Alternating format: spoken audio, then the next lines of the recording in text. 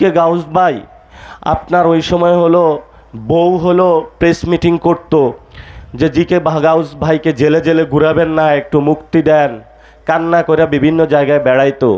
তা আপনি যেই পরিস্থিতির মধ্য দিয়ে আপনার বউ গিয়েছে, আপনিও যদি সেই পরিস্থিতি এখন এসে হবিগঞ্জের এখানে বাস্তবায়ন করেন, আপনাকে তো আমরা ভালো মানুষ বলতে পারি না। আপনাকে ভালো মানুষ বলতে পারি?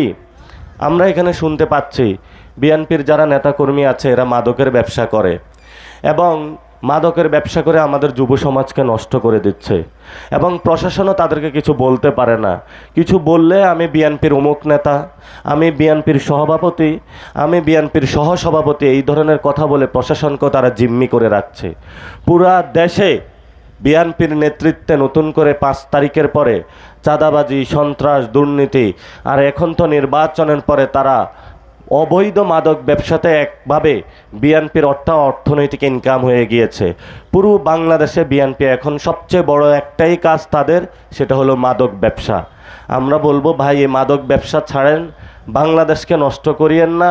দরকার হয় যদি কাজ না থাকে সীমান্ত পাহারা দেন, যদি আরও কাজ না থাকে এখনও বিভিন্ন আওয়ামী লীগের সন্ত্রাসীগুলা বিভিন্ন জায়গায় পালায়া আছে, এগুলোকে একটু দৌড়ানি দেন। আল্লাহর হস্তে বিএনপির নেতা কর্মীদেরকে বলবো মাদক ব্যবসা ছেড়ে দেন। এই মাদক ব্যবসার মাধ্যমে কিন্তু বাংলাদেশটা নষ্ট হয়ে যাচ্ছে। আপনারা এখানে জানেন আপনাদের কি উপজেলা জেলা প্রশাসকে লোক বসানো হয়েছে? হ্যাঁ হয়েছে। কাকে বসানো হয়েছে? বিএনপির লোকরে বসানো হয়েছে।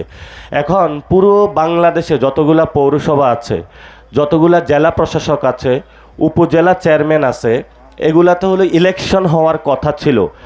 এই ইলেকশন হওয়ার কথাটা বাদ দিয়ে বাংলাদেশে একজন মুখোশ লেবাসধারী ভদ্রলোক সাজে, কিন্তু সে আসলে ভদ্রলোক না।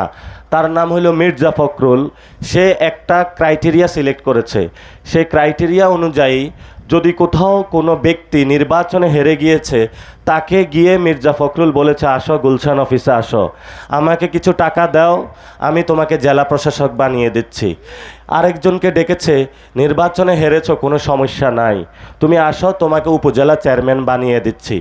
এখন ভাই আপনি চিন্তা করেন, যেই লোকটাকে জনগণ নির্বাচনে বলেছে তোমাকে আমার দরকার নাই, মির্জা ফখরুল গুলশান অফিসে নিয়ে তারে বলছে তোমার আমার দরকার আছে। যেই লোকটা এখানে দর্শন করেছে, চাঁদাবাজি করেছে, দুর্নীতি করেছে, সমাজে মানুষের উপরে অত্যাচার চালিয়েছে, ৫ তারিখের পরে তার যন্ত্রণায় পুরো বাংলাদেশের মানুষ অতিষ্ঠ হয়েছিল, সেই মানুষকে নিয়ে মির্জা ফখরুল অফিসে নিয়ে পুরস্কৃত করেছে। এখন এটাতে সমস্যাটা কোন জায়গায় দেখেন, আপনার যদি আজকে একটা সন্তান হয় অথবা আপনাদের ছোট ছোট বাচ্চার যে রেজিস্ট্রেশন বা সার্টিফিকেট, জন্ম নিবন্ধন, এটা কিন্তু আপনি একটা চেয়ারম্যান অফিসে গিয়ে করেন। ফলত চেয়ারম্যান অফিসে যদি করাপ্টেড বা দুর্নীতিগ্রস্ত লোক হয়, তাহলে ভারতীয় নাগরিকরা এইসব বাংলাদেশের নাগরিক হয়ে যায়। আবারই হলো ত্রাণের লোভে অনেক বাংলাদেশি রোহিঙ্গা নাগরিক হয়ে যাইতেছে, আবার অনেক রোহিঙ্গা নাগরিক বাংলাদেশ হয়ে যাইতেছে। ফলত বাংলাদেশের যদি এই ধরনের জায়গা চলতে থাকে, তাহলে বাংলাদেশের আসলে সত্যিকারই নাগরিক কারা সেটাই আমরা খুঁজে পাইব না। এটা যদি খুঁজে না পাই, তাহলে বাংলাদেশের যে সিকিউরিটি, নিরাপত্তা, এই জায়গাটা ঠিক থাকবে না।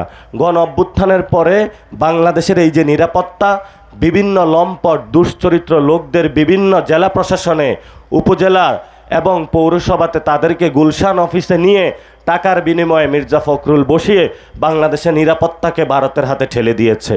আমরা এর তীব্র নিন্দা এবং প্রতিবাদ জানাচ্ছি। আপনারা বলেছেন গত 17 বছর সবসময় বেগম খালেদা জিয়া বলে নাই যে গণতন্ত্র লাগবে। বিএনপি তো মিটিং মিছিল করেছে বাংলাদেশে গণতন্ত্র লাগবে। এখন তারা গণতন্ত্রের কথা ভুলে গিয়েছে। এখন যদি একমাত্র বাংলাদেশে যে কোনো জায়গায় নিয়োগের একমাত্র সমাধান হলো যে ও বিএনপি করছে কিনা। এখন বিএনপির কয়েকজন নেতার সাথে আমি কথা বললাম যে ভাই আপনারা আম গাছ, গাব গাছ যা আছে সবগুলারে বিভিন্ন সরকারি অফিসে বসাচ্ছেন, ঝামেলাটা আসলে কি? বলল যে কিছু মানুষ এমপি হয়েছে, কিন্তু বঞ্চিত যে লোক এটার দীর্ঘ তালিকা পড়ে গেছে।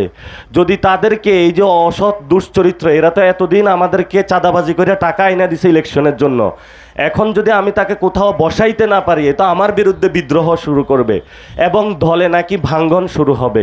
তা আমরা বলবো বাংলাদেশের রাজনীতিতে আমরা সংস্কৃতির পরিবর্তন করতে চাই, কিন্তু বিএনপির কোনো সংস্কৃতির পরিবর্তনের মন মানসিকতাও দেখি নাই। এই জন্য আমরা একটা সিদ্ধান্ত এসে পৌঁছেছি, তারেক রহমানের দ্বারা আর বাংলাদেশ পরিবর্তন করা সম্ভব নয়।